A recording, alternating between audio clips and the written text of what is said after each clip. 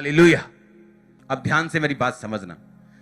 ये वचन तब परमेश्वर ने दिया था जब इजरायली लोग बंधुआई में थे, और परमेश्वर ने पहले अपने दास को बोल दिया था अब्राहम को कि 400 साल के बाद मैं उनको आजाद कर दूंगा। अब जब परमेश्वर ने पता क्या देखा, जो इजरायली लोग थे 400 साल बीतने के बाद भी उन्होंने एक गलती की। वो गलती हमें मालूम होती पहला तिमुथियुस 1 उसकी 18 आयत में। पौलुस कहता है, हे पुत्र तिमुथियुस, उन भविष्यवाणियों के अनुसार जो तेरे विषय की गई थी, मैं आज्ञा सौंपता हूं कि उनके अनुसार तू अच्छी लड़ाई को लड़। पौलुस ने कहा, तिमुथियुस, मैंने तेरे लिए प्रोफेसी की थी, हां, कुछ भविष्यवाणियां तेरे लिए हुई हैं, पर उनके अनुसार तू अच्छी लड़ाई को लड़, नहीं तो वो भविष्यवाणियां पूरी नहीं होंगी। उसने कहा, पौलुस ने कहा, मेरे पुत्र तिमुथियुस, कि तुम्हें उन भविष्यवाणियों के अनुसार लड़ना पड़ेगा ताकि वो तुम्हारी जिंदगी में क्या हो सके, पूरी हो सके। वही भविष्यवाणी परमेश्वर ने अब्राहम को बोली। परमेश्वर ने कहा, अब्राहम ऐसे ऐसे जानवर ले, उनको बलि कर। जब वो बलि करने के लिए बैठा, लिखा बाइबल में कि पंछी आए, उनको उड़ा दिया, फिर अंधेरा हो गया, परमेश्वर की आवाज आई। परमेश्वर ने कहा, तेरे वंश के लोग 400 साल तक अधीनगी में रहेंगे और उसके बाद मैं उनको छुड़ा लूंगा। पर हुआ क्या, 400 साल बीतने के बाद भी,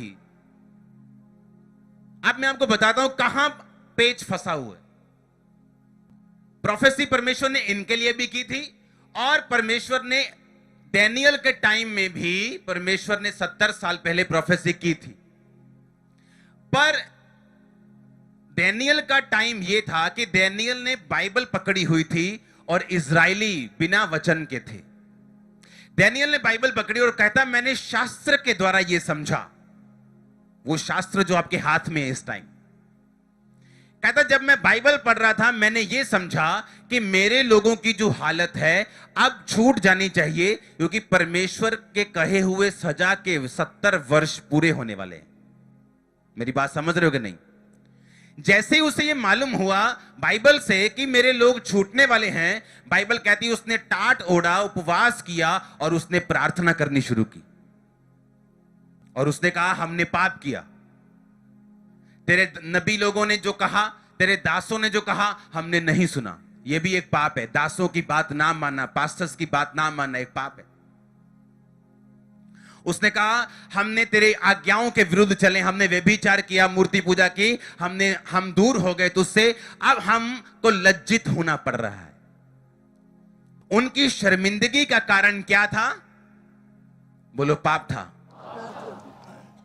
देखो 7 आयत में लिखा, उसने कहा, हे प्रभु तू धर्मी है, परंतु हम लोगों को आज के दिन लज्जित होना पड़ता है। डैनियल 9 उसकी 7 आयत।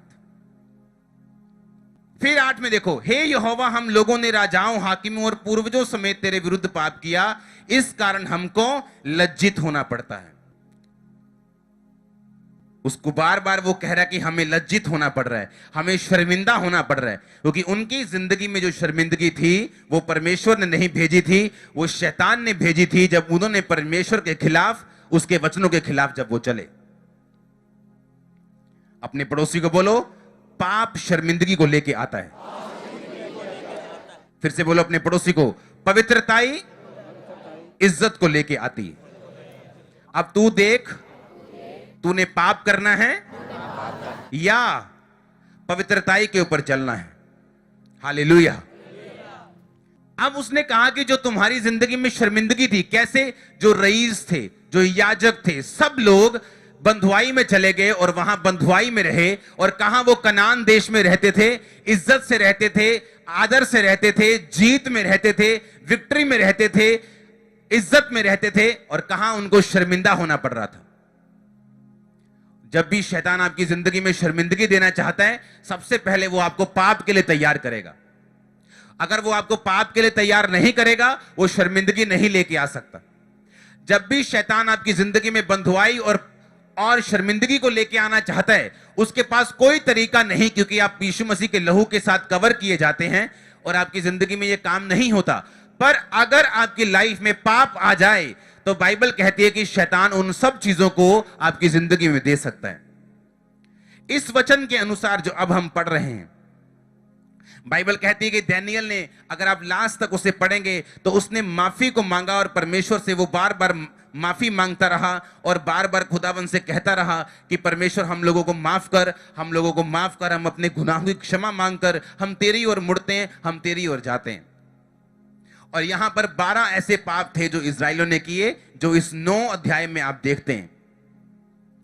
विधर्म का पाप, परमेश्वर के वचन से फिरने का पाप, उसकी आज्ञाओं पर ना चलने का, उसके भविष्यद्वक्ताओं, उसके दासों की ना सुनने का, उसके खिलाफ विश्वासघात करने का, अपने प्रेम को बरकरार ना रखने का, उसकी शिक्षाओं पर ना चलने का।